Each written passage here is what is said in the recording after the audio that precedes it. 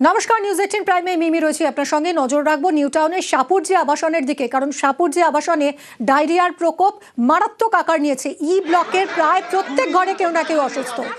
আবাসিকরা আজ ক্ষোভে ফেটে পড়েন। তারা ফ্যাসিলিটি ম্যানেজারকে ঘিরে বিক্ষোভ দেখাতে থাকেন। ডায়রিয়ার প্রকোপে উদাসীনতার অভিযোগ আনছেন তারা।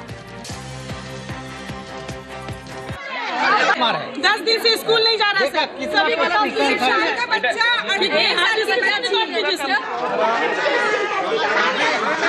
20 दिन কোথায় ছিলেন আপনি? 20 दिन বলুন তো। আজকে বলছেন as soon as possible। 20 दिन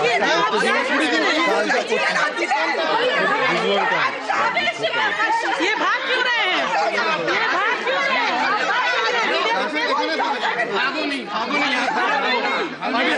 इसको बुलाया जा रहा था, ये आया मारा है। 10 दिन से स्कूल नहीं जा रहा सर। सभी का 3 साल का बच्चा और 1 साल का बच्चा 20 दिन কোথায় ছিলেন আপনি? 20 दिन বলুন তো। আজকে বলছেন as soon as possible। 20 दिन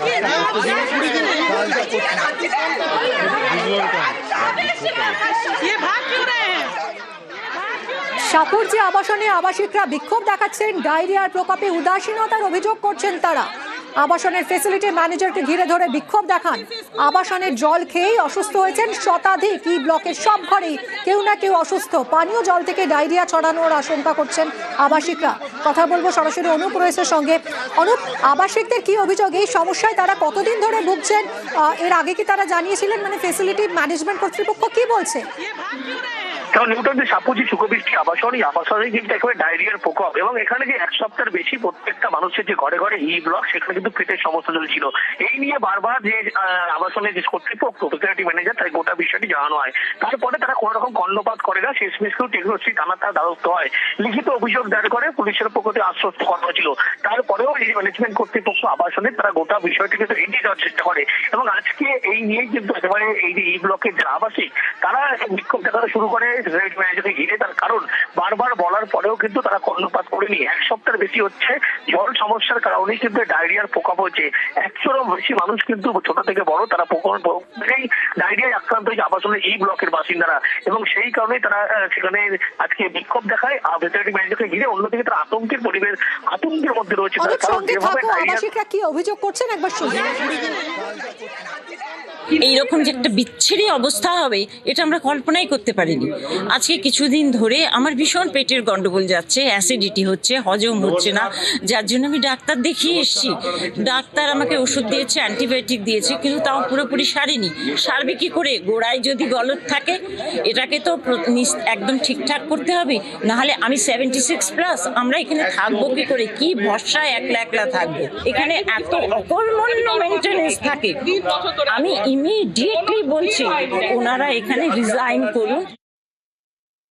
গত 10 তারিখ থেকে আমার বাচ্চা অসুস্থ হয়ে গেছে, প্রচণ্ডভাবে পটি হচ্ছে, মানে প্রতি ঘন্টায় ফাইনাল এক্সাম চলছে, এক্সাম বন্ধ আছে জলের ইনফেকশনের জন্য। পরে ডাক্তারের কাছে গিয়ে জানতে পারলাম সেম পেশেন্ট সাপুরজি থেকে 10 তারিখে 7 থেকে 10 জন গেছেন। 11 তারিখে মেনটেন্যান্স অফিসে গিয়ে জানিয়েছি যে এটা প্রবলেম, একটু দেখুন। বলছে হ্যাঁ আমরা ঠিক করে দিয়েছি। এখনো পর্যন্ত জল ঠিক হয়নি, এখনো পর্যন্ত আমাদের লুজ মোশন হয়েই যাচ্ছে, বাচ্চাও ভুগছে।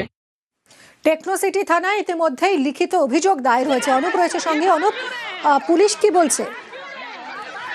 তারা পুলিশের পক্ষ থেকে গোটা বিষয়টি তারা খতিয়ে দেখতে আশ্বস্ত করেছে, এবং অন্যদিকে আবাসনের যারা ম্যানেজমেন্ট কর্তৃপক্ষ তাদেরকে ফ্যাসিলিটি ম্যানেজার গোটা বিষয়টি পুলিশের পক্ষ থেকে গুরুত্ব দিয়ে দেখতে বলা হয়েছে, এবং ফ্যাসিলিটি ম্যানেজারের পক্ষ থেকে আজকে বলা হয় তারা বিষয়টা গুরুত্ব দিয়ে দেখবে এবং খুব তাড়াতাড়ি এই সমস্যার সমাধান করবে। কিন্তু যেটা প্রশ্ন উঠছে 1 সপ্তাহের বেশি, এই যে আবাসন সুখবৃষ্টি আবাসন, তার মধ্যে ই ব্লকের মতো একটি জায়গা, সেই আবাসনের 100-এর বেশি মানুষ ডায়রিয়ায় আক্রান্ত হলো, তারপরেও কোনো ব্যবস্থা কেন হলো না, সেই নিয়ে কিন্তু তারা আতঙ্কের মধ্যে। শেষমেশ তারা আবাসিক তারা আজকে বিক্ষোভ দেখানোর সিদ্ধান্ত নেয়, এবং ফ্যাসিলিটি ম্যানেজার তাকে ঘিরেই কিন্তু বিক্ষোভ দেখায়, এবং আজকে যে পরিস্থিতি তৈরি হয় পরবর্তী ক্ষেত্রে তিনি আশ্বস্ত করেছেন গোটা যে বিষয় জল সমস্যার কারণে যে ডায়রিয়া প্রকোপ বলে তারা দাবি করছে, সেই বিষয়ে তারা খতিয়ে দেখবে, এবং যে ট্যাঙ্ক থেকে সেখানে জল তারা খায় পানীয় জল হিসাবে, সেই ট্যাঙ্ক কিন্তু আলাদা করে পরিষ্কার থেকে শুরু করে মেরামতির সমস্ত ব্যবস্থা করবে।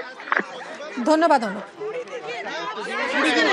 জলের যে প্রবলেমটা এসছে আমরা সেটা দেখেছি, আমরা পিএইচিকে জানিয়েছি, পিএইচির থেকে টেস্টিং হয়েছে, আমরা আন্ডারগ্রাউন্ড রিজার্ভার যেটা থেকে গন্ধ বেরোচ্ছিল আমরা সেটা ক্লিয়ার করেছি, এখন ওভারহেডগুলো ক্লিয়ার করা হচ্ছে। কালকে 20টা ট্যাঙ্ক আমাদের ক্লিয়ার হয়ে গেছে, আজকে সকালে সেখানে জল টেস্ট করা হয়েছে, যারা থাকছে তাদেরকে দিয়েও টেস্টিং করা হয়েছে, এখানকার কিছু লোক সেটা গিয়েও টেস্ট করে এসছে, সেখানে কিন্তু কোনো রিপোর্ট আর আসেনি। মোট কতগুলো ট্যাঙ্ক? 141টা ট্যাঙ্ক আছে ওভারহেড।